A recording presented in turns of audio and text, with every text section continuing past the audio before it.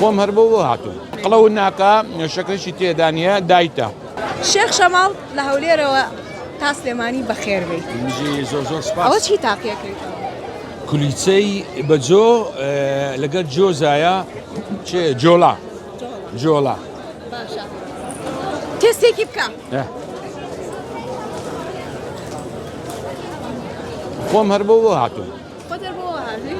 ئەتەوێ قەڵە و نەبیاتوێ تووشی شەکرە. قڵە و ناکە شەکرەشی تێدانە دایتە.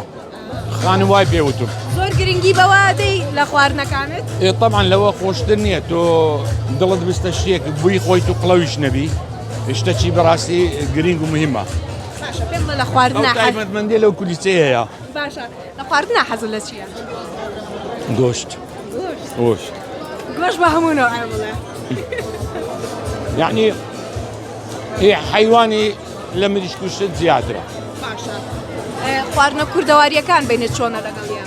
یاپراق. کفتە. ئەخۆی؟ شفتە. بۆڵێن پیا و ڕقی لە یاپراقە؟ ئەڵێن ئەوی لە ژنی بترسێ حەز لە یاپراقەکە لەبەرەوە واڵێن. لە خێزان دەترسی؟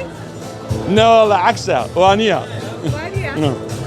باشە یاپراق بەدەستی کێ بۆ دروستکەن؟ دایکم. خوافوی کا دایکم. خواردنی دایک دووبارە نابتەوە. شێخ شەماڵ بۆچی لە هەموو فستیڤالێک کاتەوە بینیت جا بە ستایلێکی جیاوازی شەوە دەرەکەی؟ بەڕاستی ئەو فستیڤالە ئەکرێ بۆ ئەو خەڵکەیە سەردانی بکا و سەیری شێفەکان بکە چنەوە خواردنەیەکە کەنچنەوە یارمەتێکیشە بۆ ئەوان کە بۆ خەڵکە بیان ناسێنن ئەو شێفە خواردنێکە کا چۆنە و چۆنیە یعنی شتێکی جوانە بەڕاستی. داوای سەرکەوتنیان بۆ خوازم ئینشاڵڵا هەمیشەوەها شاری سلێمانی خۆشەویست لە خۆشیە بێت.